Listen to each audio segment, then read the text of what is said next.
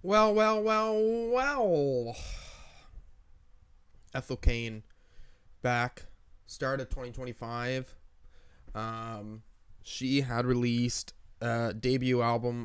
I believe that was in 2022. Yes, it was. I remember.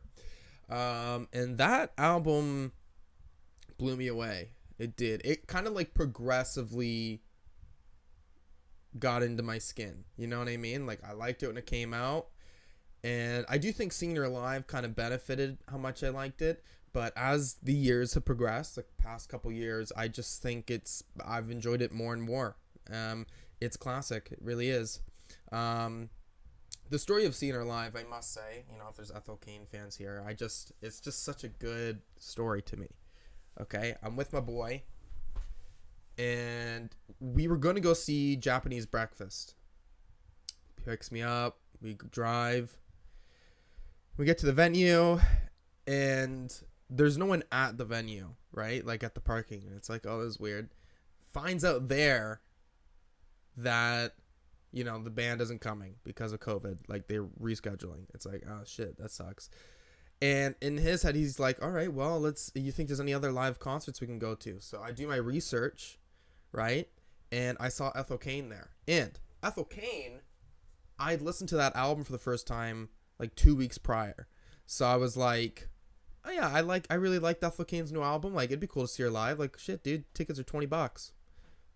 What? $20? That's sick. So we drive there, get parking, and it's not sold out, right? We're like, okay, like maybe we can get a ticket when everyone's in. Like, I don't know. Because they weren't letting you buy tickets anymore online. So we weren't sure if we were going to get in. And we're just chilling about, like, blah, blah, blah, blah. And sooner or later, we go back up to the front, and we're, like, talking to the security guard. I'm like, dude, do you think, like, they'll be selling tickets inside? He's like, yeah. But what ends up happening is the people in the front of the row, or front of line, are like, yo, like, our friends are coming. Like, we can sell you the tickets. Boom, baby. We fucking bought the tickets. And we saw it, and it was excellent.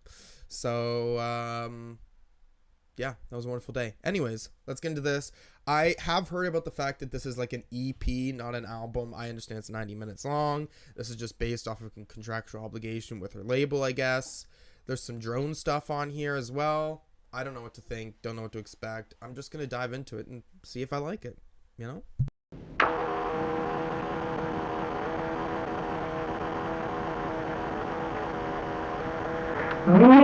Nearer, my God, to thee, that raiseth me. Still my song shall be nearer to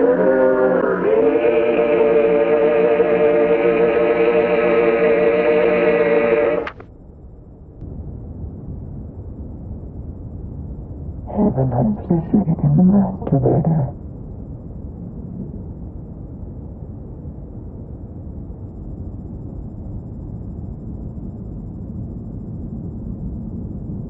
Heaven has forsaken the masturbator.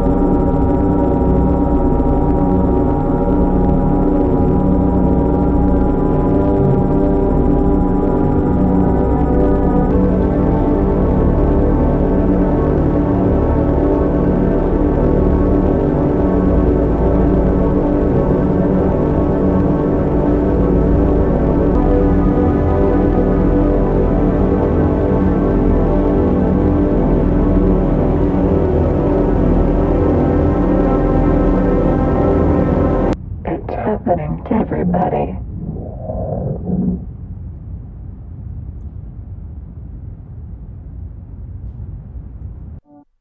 Start an EP with a 12-minute drone song, they said. Everyone will love it. I do like it. I do think that's really cool. And I wonder how that will work once I listen to the whole project in full. But it's, 12-minute drone songs are not like really something that you'll see someone react to in this way. Especially it's not like a noisy drone song, right? It's very chill. Anyways, we start with this like song. So this is some Bible ass shit. This is a 19th century Christian hymn. And look, I'm not that well versed in the Bible, okay? I was raised Catholic, but they didn't make me learn all the stories. And what do you think I was doing in church, bro? Fucking playing with the pew things. Like, I'd get in trouble all the time for, like, moving that shit. I don't know. Anyways, Jacob's Dream. The decision to begin the EP with such a hymn is not just a nod to tradition, but also a jarring juxtaposition that encapsulates the entire EP's narrative of the hatred of self-gratification. Okay, so a narrative of pleasuring yourself. There's a stark irony created via using the hymn to open an EP steep with such profane subject matters. The hymn is about feeling close to heaven and God. Right? Okay, which is immediately juxtaposed by songs that tell stories of perversion and forsakenness.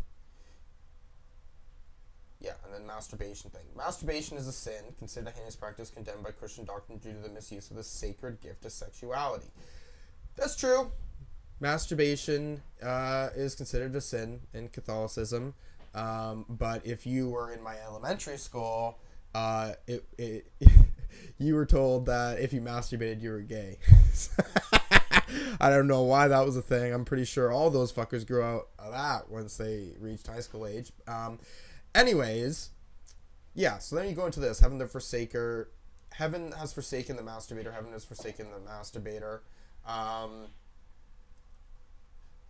Right? So it's like you masturbating, like you are, like this sort of shame or guilt. Like heaven doesn't like me because I'm making myself feel good. And I guess that's something I didn't particularly comprehend when I was a child. Like, again, I was just reading the thing on the bottom talking about we'll get to that, actually. We'll get to that. Regardless, how I understood masturbation being like a sin to me, or at least I'm going to go back to this because it was saying something. The misuse of the sacred gift of sexuality, which I don't know what you're trying to say then. You know what I mean? Is like masturbation just this like the Adam and Eve, like the apple that you can't touch, like it's just always there, like you could always just fucking masturbate, bro. But regardless of them saying the sacred act of sexuality, like sex itself is also sort of barred, right? Like that's also something that's attached to, like you're only supposed to have sex when you're in marriage, and it's like, its use is to procreate, right? So what's the deal? But again, how I viewed it as a kid, masturbation being bad, I more so regarded it as like you're killing your seed, right? You masturbate, you orgasm, like that, you're killing children that could have been born. Regardless, though, like every time, like if you're having sex to procreate, how many children are you killing in that process, right? You don't just shoot out one specific, like, individual child, right? And then for women, it's like they literally aren't killing any children. So I don't really understand, what the problem is with just fucking feeling good, You know what I mean? But anyways, we'll get into all this a little bit more too. No one you know is a good person. Again, now it's trying to suggest no one you know is a good person because of how religion kind of bars sexual behavior. And at the end of the day, we do kind of understand that the vast majority of society, just as being human beings, are much more sexual beings than religion will allow.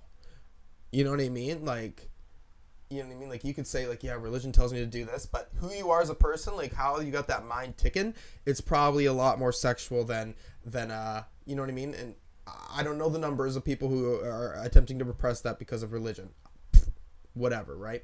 And this is fast, reckless driving also often leads to slow, sad music. Okay. So now it's maybe suggesting all these things, and then like you're in your car making decisions like, you know, like you don't really care if you live or die. Okay, whatever. And getting on to this, it's happening to everybody. So it's not just her feeling this way. It's kind of societal thing. But anyways, we'll get down to this because I was reading this earlier. So yeah, a pervert by definition is a person whose behavior deviates from what is acceptable, especially in sexual behavior. Right? And when reading this, it's one of those things where it's like, who decides what's acceptable sexual behavior? Right? Because I'm assuming that this really only suggests, like, I think with the, and again, it goes into here later, but she's discussing the fact that this term is to distort or corrupt the original course, meaning, or state, right? What I'm trying to suggest here is that this is kind of based out of religion, like a definition of what's considered like normal sexual behavior through religion. And then society, I think, is something that's interesting, right? But at the end of the day, I don't know, man. Like, I just try to understand, like, perversions and, like what makes perversions something that needs to be highlighted as this is, like, whoa, like, what is this like, right? For instance, like furries, okay? You would say, again, I guess furries do suggest not everything they do is sexual, but they do certainly get sexual gratification in other areas with that stuff. Okay. That would probably deviate from what's acceptable. Okay. But why does that matter? You know what I mean? These types of situations don't harm anybody. You know what I mean? Or there's nothing to really highlight or worry or care about. And obviously being called a pervert has negative connotations. Obviously there's a difference with like a pervert being someone who's like, you know, stalking people and doing all that shit, right? Like, there's a little bit of a difference, right? Or someone who's like a really major sex addict, like cheating on their wife, doing all that, you know what I mean? Like, there's a spectrum there regardless, but whatever. She ends up going to this thing about finding some like sort of sexual like love for this like smokestacks or these things for this Bruce Mansfield plant for this like plant, and she's discussing like masturbating in the dark when we drive home, which first I don't know what this specifically means, but like, you know, masturbating while you're driving, bro, that's distracted driving. That's fucking dangerous, bro. If that's specifically what it's trying to suggest. But anyways, again, suggesting there, obviously, would it to have sexual attraction to something that's like a building would be considered perversion, I guess, under that definition. But realistically, too, like, why the fuck does it have to have a negative connotation? Because I don't think, in reality, I don't give a shit, you know? No one else should give a shit either, right? But I think there's just that attachment to because of how strong in America, too, like these moral ethics that come from religion, or morals and ethic, blah, blah, blah. Right? It's like, this is wrong. Like, you can't do this. We are telling you what's true and what's real. But is there a single definition for everyone's existence? And if someone wants to masturbate to buildings, what harm does that cause in reality? Like, just that alone. I don't know. But regardless, let's go to the next song.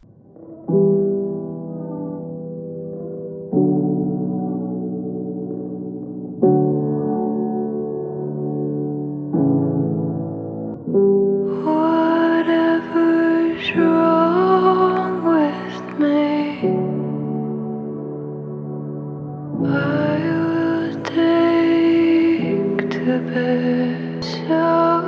easy.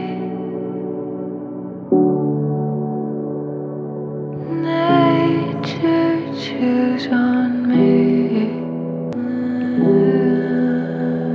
It has always been this way.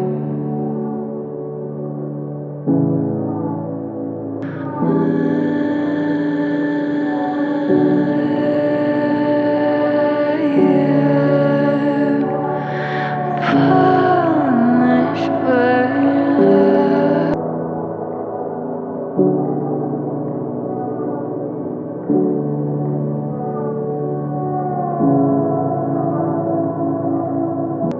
In the morning,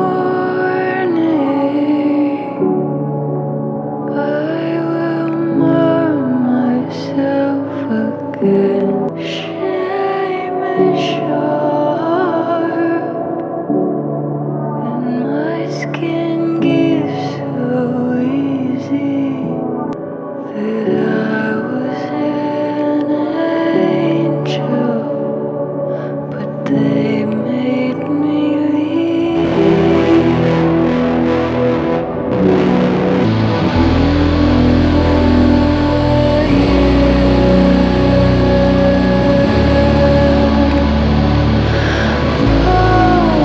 Punished by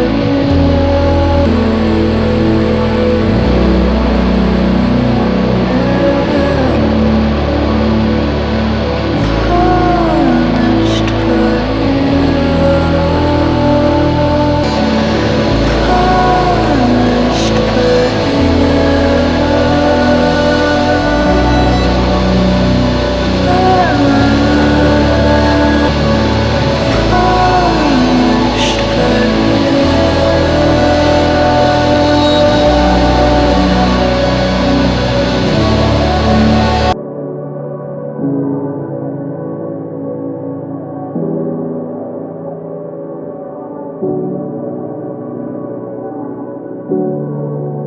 Awesome song. Awesome song. I do love Ethel Cain's ability to kind of work with this like lengthy track, 7 minutes, slow, delivery on vocals, and then really at this end, I love this drony guitar coming in with that chorus. She sounds like Lana Del Rey, or this kind of reminds me of a Lana Del Rey song, but then it's like much more depressing. Like, I just don't think Lana Del Rey would take it to this level. Anyways, here we go. Whatever's wrong with me, I will take to bed. So, yeah, that's kind of what I was... So it's saying that there's 3 ways that this could be read. To run away from her problems because of the guilt, or to address the issue and try to deal with it, or to, whatever's wrong with you into bed, take it with other people during sex, where your issues emerge more than usual, possibly a perversion in the case of this song. So if you have this perversion, potentially, that you just can't escape, you know what I mean? Like, there is a sexual addiction to this certain type of sex or something sexual that occurs with you, which eats you apart. And again, it eats you apart because of either a religious opinion or society or past trauma, or, you've just never been given an opportunity to feel sexually free or liberated, or the perversion is actually harmful to people. I can't say. I give in so easy. So, share a theme of weakness, the inability to restrain one nature. So I give in so easy. Nature chews on me. So it's like her nature to kind of do these things or feel connected to this certain sexual desire, maybe. Little death like lead, poisonous and heavy. Little death like lead, poisonous and heavy. So sexual orgasm. Apparently this is a French metaphor for sexual orgasm. The narrator compares his orgasms, what the fuck? Her orgasms to lead, a heavy and if overexposed to deadly chemical element. So this orgasm, the sexual pleasure, is the downfall. Okay, it has always been this way. So, interesting. The narrator states that they have been sexually deviant for as long as they can remember. Sexual deviance can be caused by trauma during childhood, sexual abuse, or exposure to pornography. Huh. I am punished by love.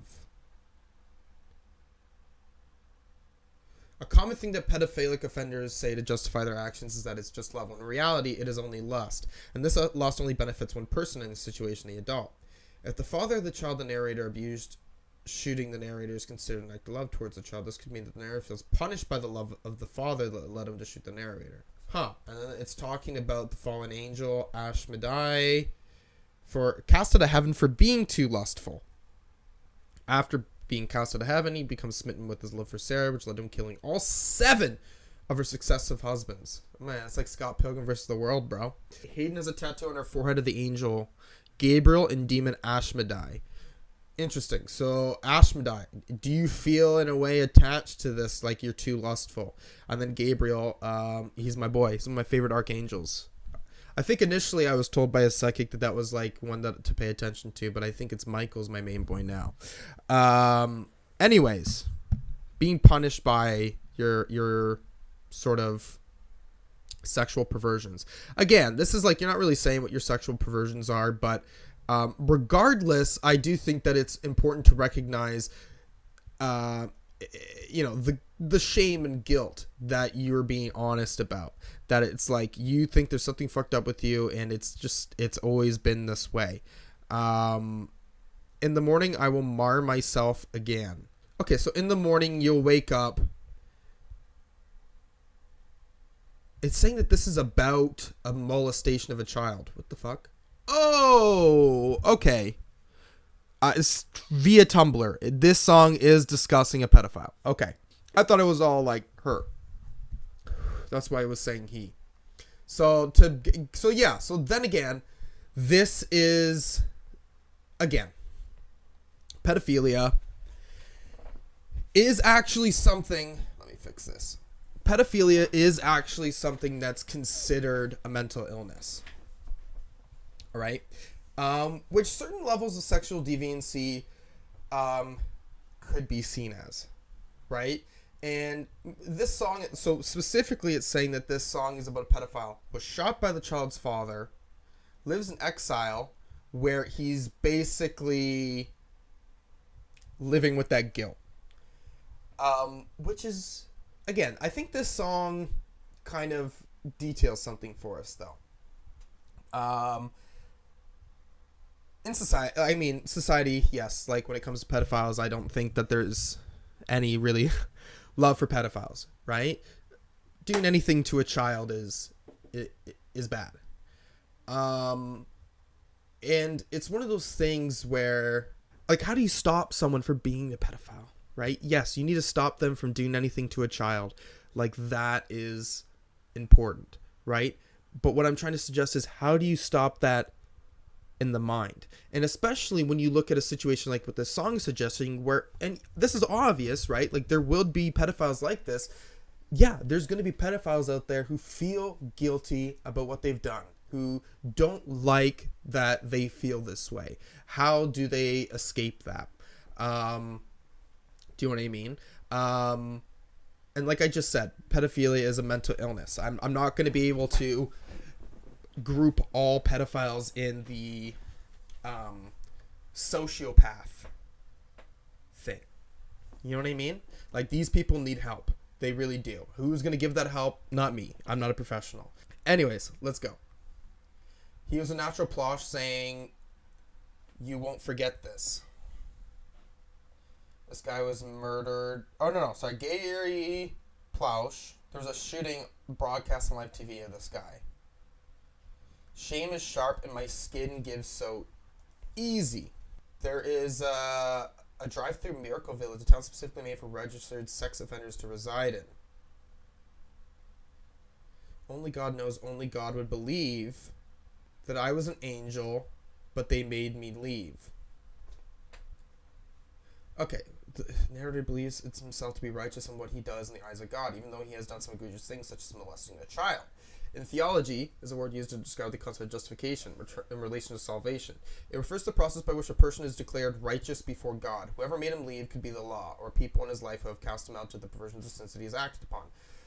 Loss of innocence. He was an angel, an innocent child, but someone damaged him, and now he believes that nobody but God could ever acknowledge his own victimhood since he's gone on to hurt someone else. Right. Right. Okay. Yeah. Okay. Like I'm trying to suggest to you, and it's not like I can get into a pedophile's head. Right. I have read online before, though, like, there is, like, tools, like, you know, obviously, like, after a pedophile gets caught or any type of crime, right, where, okay, how do you forgive yourself or how do you move past this event, right, in the sense of people feeling guilt or whatever. And this person maybe being a religious person too, and thinking like God knows that like inside like I am this good person, and it's tricky, man. You know what I mean? Like, yeah, in society, particularly, there's not really like room for forgiveness for pedophiles, and I'm not really sure like what that forgiveness should be, because. Society, no one is really on a grand level trying to be like, oh yeah, these guys are mentally ill, like, right? You know what I mean? I guess I am of the belief that, you know, especially someone who's offended of this, like, you can't really be like, oh, I can trust this person, won't do this again. Anyways, my camera fell. That was great, eh? And anyways. What I was trying to suggest there is like pedophiles can't really, like, there is no like, I don't think there's anything really created that goes like, okay, like you have been rehabilitated. And I don't really know what like a measurement like that would be. And like how I believe, again, pedophile feeling guilt, okay. It's not just with pedophilia, but any crime. It's hard to prove or showcase really full on, is this person just evil? Is this person a sociopath? Or like, how can that be measured? Right? And obviously when someone commits a crime such as molesting a child, the only thing, regardless if this person feels guilty or not, the only thing you can do is just, you know, make sure they can't be around children. You know what I mean? Like, that's the end of the day. Like, I'm sorry, like, that's just what you have to do socially, right? But, and again, I can't say like that I do have some empathy for these people. As I said, I believe that they're mentally ill. And you know, if let's say you commit a crime like this, feel guilty, you live 20, 30 years afterwards, right? How are you using those 20, 30 years? You know what I mean? But I think it's a little difficult because of how our society works that I don't really know. I guess I can't really speak, but I don't know like what type of help they have. I also think it's interesting, like them discussing this like miracle village or whatever, right? Like I also wonder if sex offenders living near other sex offenders, if that like doesn't help them.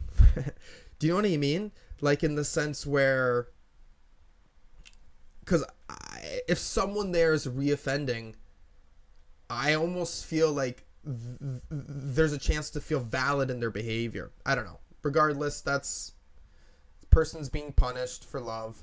All right, man. That's a heavy song. It really is heavy.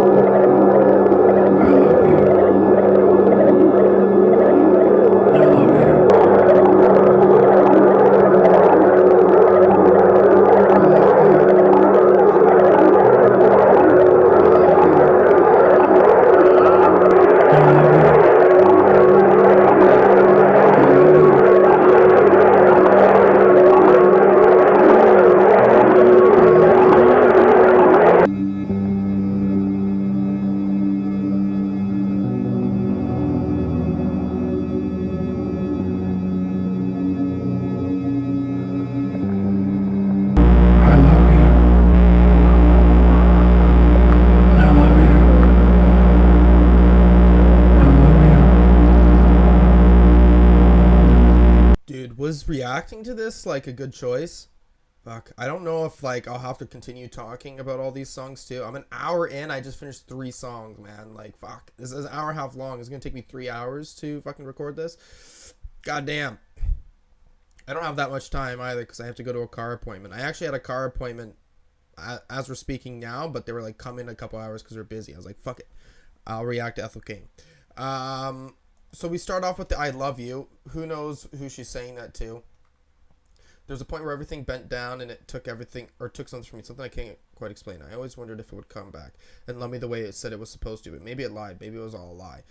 I've tried so hard to explain in words what it meant to me, how it felt to me. Okay, something about the divine theater, so something about being close to God is possible only by a veil. But maybe it's not to explain, maybe it's not to be marked down or scarred on a page. Until then, I guess I'll just lie here and wait. Wait for it to come back, wait for it to love me again. Do you think you know how to give up? Do you think you understand what it means to be loved? You don't, and you never will. But I can tell you right now, it's beautiful. It is such a precious thing to be loved, such a precious, magnificent thing to be loved, such a wondrous and painful thing to be loved. When you were young, you said you wish that someone loved you. I do, I love you. So maybe this, I don't know who's saying this. Maybe it's God.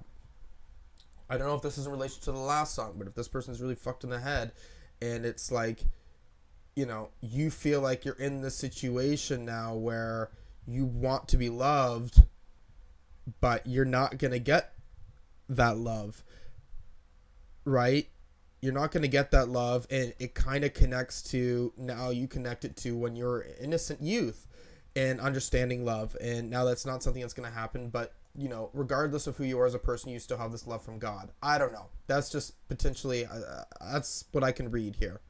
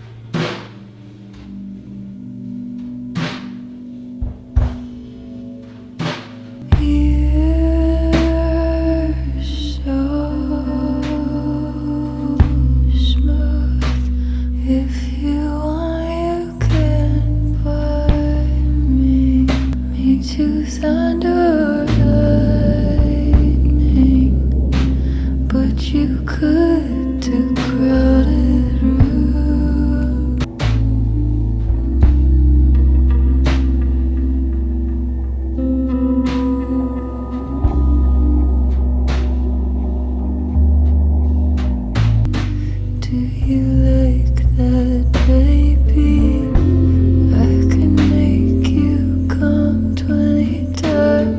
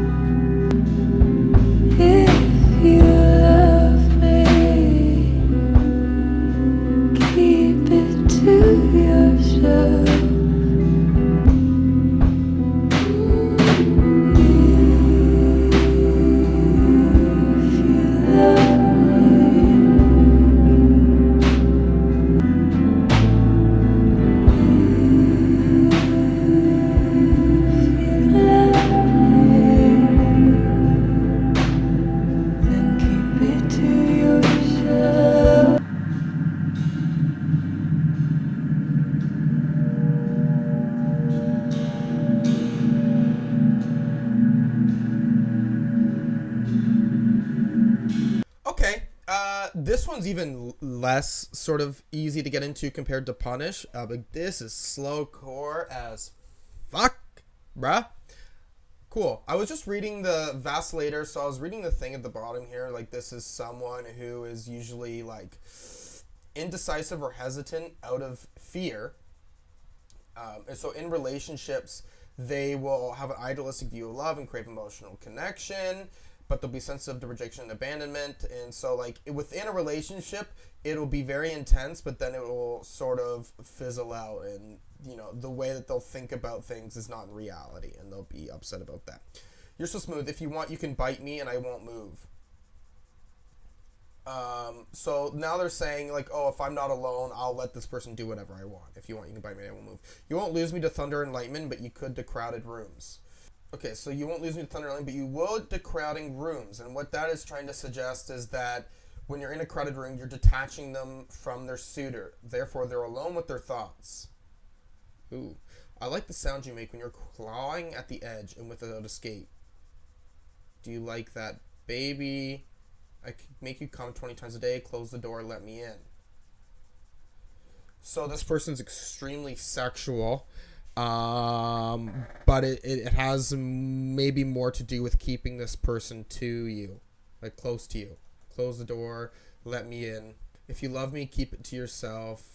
Facilitation as a process is a perverse form of love, and although not as debauched as that of masturbation, it still wastes the gift of sexuality by ushering people away. The quote may also be a direct reproach against the biblical adage, if you love me, keep my commandments.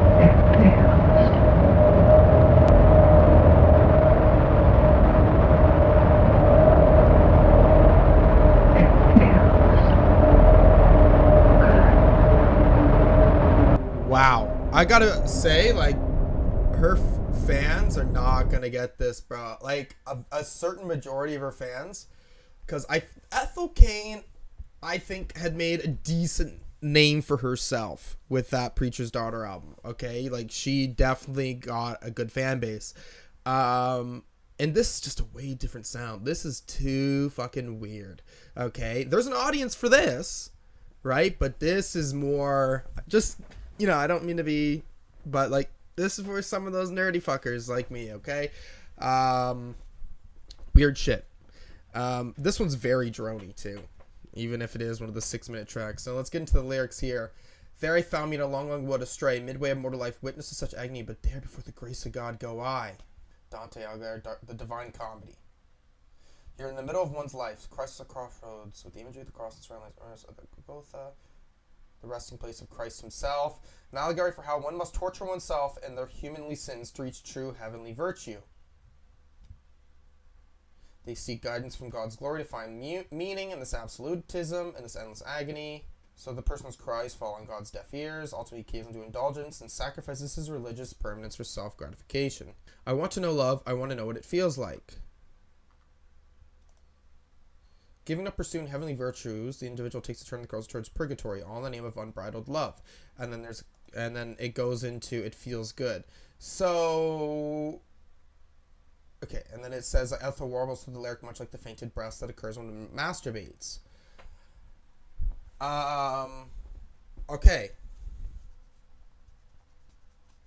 You're at mercy of the sensation led and ultimately take over. So yeah, it's like, again, masturbation or anything sexual is like the easiest drug to access.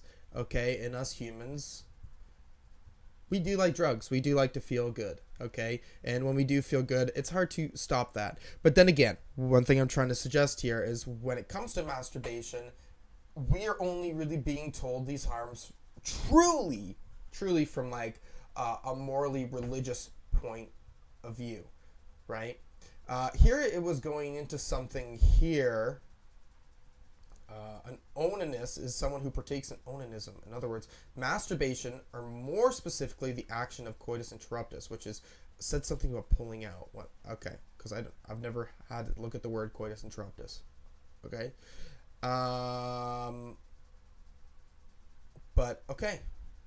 So there was something about the tale of Onan, right? And Onan in the Bible is a king who wasted his semen on the ground rather than impregnating his dead brother's widow. So he went to hell because he disregarded the demands of God. He didn't want to fucking impregnate someone, blah, blah, blah. 1. Apathy. I am that I am, and I am nothing. A shimmering of bells through the mist. 3. Curiosity. The insatiable need to see what happens inside the room.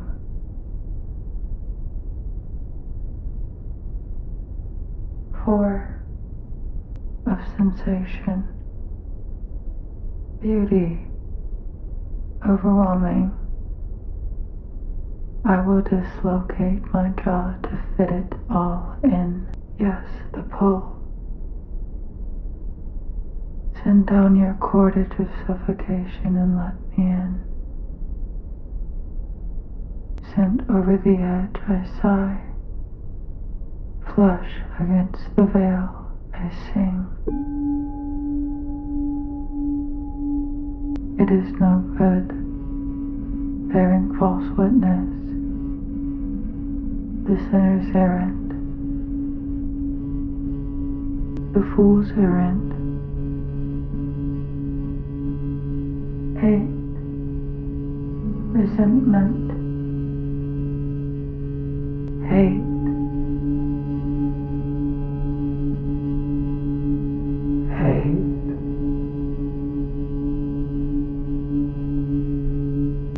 The stars are as beams shining through the wheel.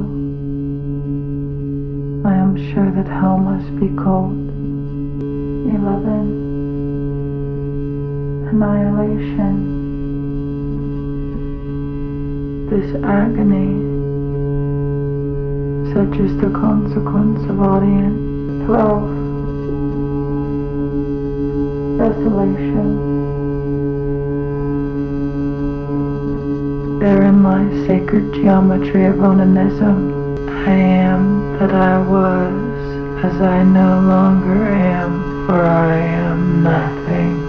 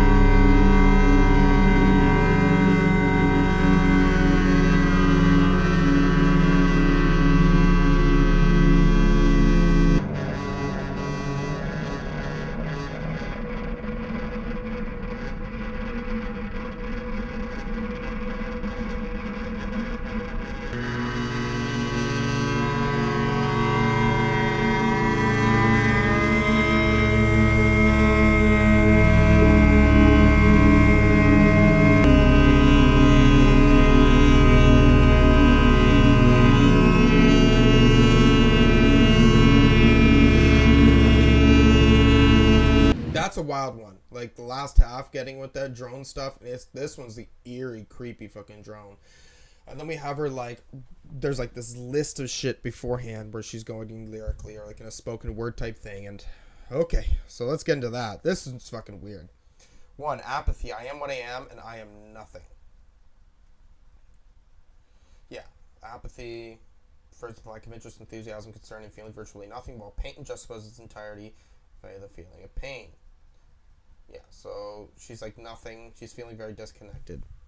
Alright, whatever. 2, disruption. There goes a great shudder through the muscle, shimmering the bells through the mist.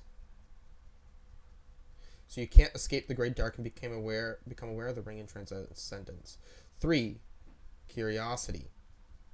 One quick moment to crane the neck. I have always possessed the insatiable need to see what happens inside the room. It is the insatiable desire, the wanting to feel the pull of the ring for yourself, to know what it feels like if it happened to you. I have to go back because they were saying something about the ring here. YouTube view, the ring, the great dark, and the proximity to God. The apathy here represents the inability to feel the pull of transcendence connection with the full spectrum of the frequencies the ring provides, and thus making the narrator to never be able to enter the divine theater. This line here may also allude to a degradation kink, with the narrator's partner constantly humiliating and degrading them by calling them nothing. Yeah, this would be considered perverse. Okay. 4, assimilation. Low wellspring of knowledge, a feeling of sensation, beauty, overwhelming. Feeling of enlightenment and connection with the higher power, short lasting. You desire to get it once more. I'll dislocate my jaw to fit it all in. 5, aggrandization, rapid and aggressive. It's the beginning of demanding that the euphoria that comes with the assimilation, no longer settled with the slow pull. The pull. Yes, the pull. Oh my god, dude. It's being annoying trying to read this. The wax and the wane, the pull and the joints. Life. Send down your cordage of suffocation and let me in. 6, delineation. I want to know what God knows, and I will be with him. Sent over the edge, I sigh. Flush against the veil, I sing. She created something, and she has a YouTube video about this. God, not some mystical Christian God, but life. She goes on to explain that even though this is how she experiences God in this way, it could be anything for anyone. The sigh, essentially a feeling that you get while experiencing intense euphoria, send you through the ring into the divine theater. The veil, the thing separating you from becoming one with God or retaining the knowledge of God while you're in the divine theater. The divine theater is where you are after going through the ring, transcended from everyday human experience and feeling a heightened sense of euphoria. I'll have to watch this video at some time. I don't know if I'm going to watch it in this video because I'm short on time right now, bruh. I don't even know if I'm going to have to like rush to the fucking mechanic after I'm done this video. 7, perversion. It's no good bearing false witness. The sinner's errand. I am what I am, but we are not the same. It is no good speaking of fairness. The fool's errand. She expands to lie about what you do will in turn make you into a false witness. To in turn form you as an abomination to God. An altered version is a fool's errand. A sinner's errand, an altered version of a fool's errand. Though a task that is unlikely to be successful. Given God's omniscience, it's most likely this lying will end up in his undoing. 8, resentment. Wrath, the anger about the limitations of the flesh, so you are unable to permanently reside within. Are these laws to be proud of? Let me tell you how much I've come to hate you since I began to live. Hate. 9, separation. A deep craving, insatiable to hide. It's the feel detached within you, escape out of the real world, only admire the proximity of God in your life. I was an angel, though plummeting. The stars are as beams shining through the wheel.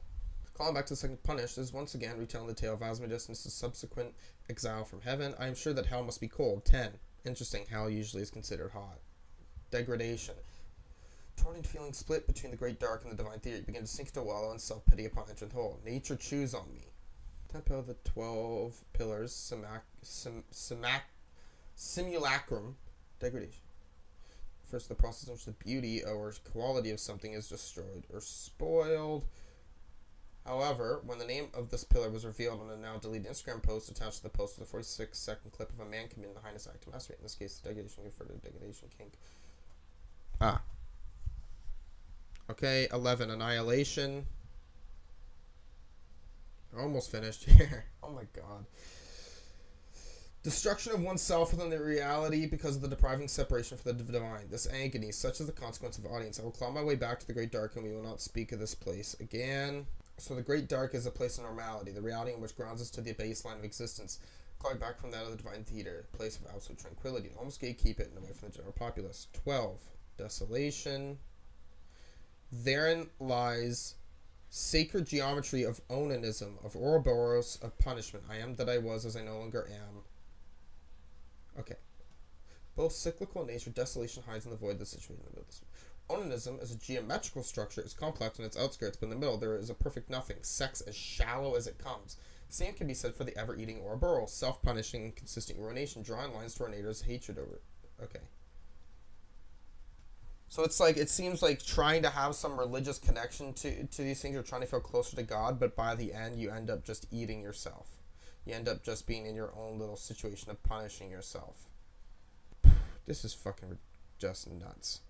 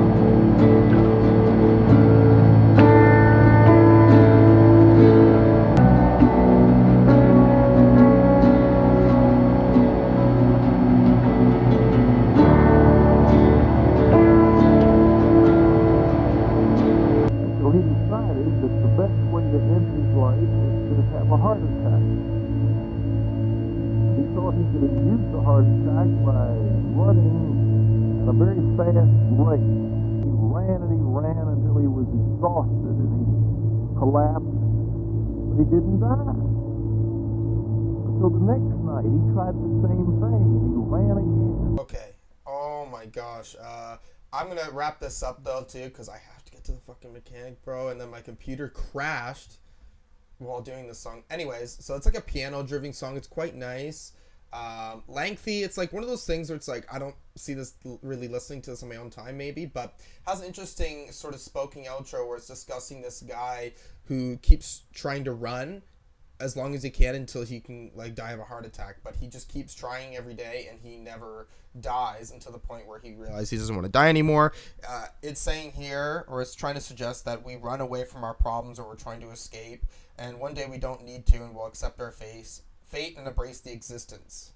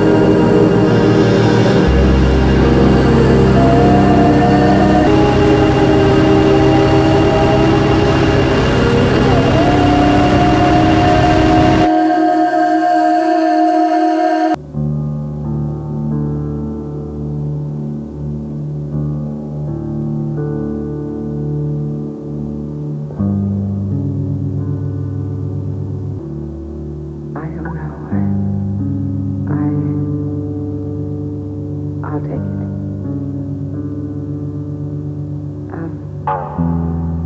How much should I take? To feel good.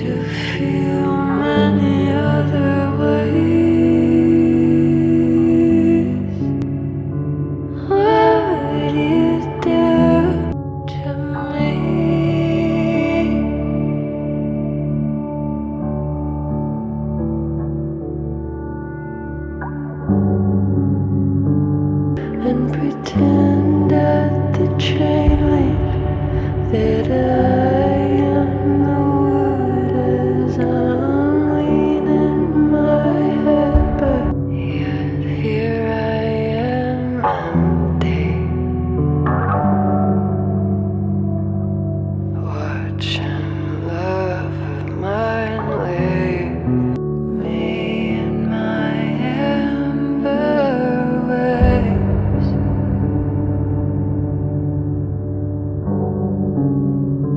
Is it not fun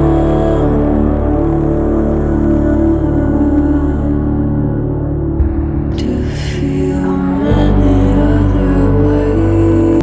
Is nothing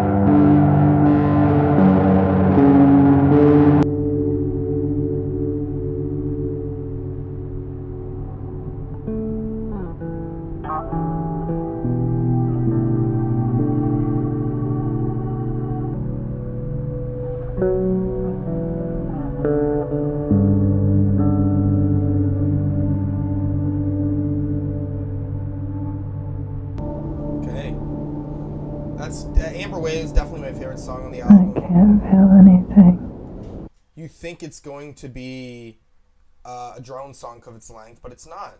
We do have a lengthy instrumental at the end, but I won't say too much because I really need to get going. But this song, interesting. It's kind of in relation to her having like some drug addiction, and then it kind of relates to, you know, a breakup, right? And then falling further into that addiction, and just really in this bad state of mind.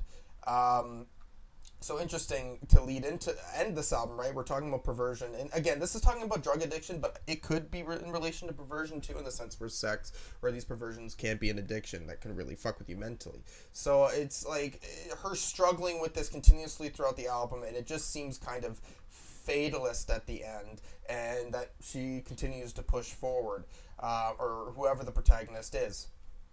Anyways, I'm gonna give this album an 8 to an 8.5. I don't really know if it would get higher.